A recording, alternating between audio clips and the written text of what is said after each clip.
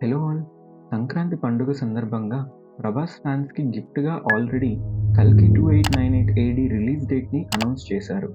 Double బొనాన్జాగా ఇప్పుడు మారుతి గారి డైరెక్షన్‌లో వస్తున్న సినిమా టైటిల్‌ని 'రాజాసాబ్‌గా' అనౌన్స్ చేశారు.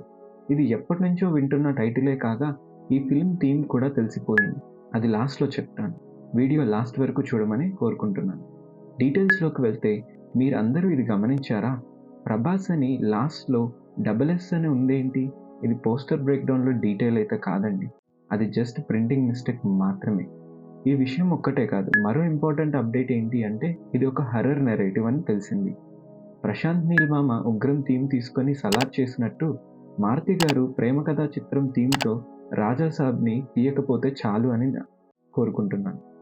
పోస్టర్ కలర్‌ఫుల్‌గా ఉన్నా ప్రభాస్ గారి ఫేస్ ఏంటో ఏఐ జనరేటెడ్ లాగా ఉంది. వీఎఫ్ఎక్స్‌ని లీడ్ చేస్తుంది 'మగధీర' అండ్ 'బాహుబలి' ఫిలిమ్స్‌కి వర్క్ చేసిన కమల్ కన్నన్ గారు. చూద్దాం ఒక్క పోస్టర్‌తో ఏది డిసైడ్ చేయలేం కదా! విషింగ్ మారుతి గారు అండ్ ప్రభాస్ గారు ఆల్ ద బెస్ట్.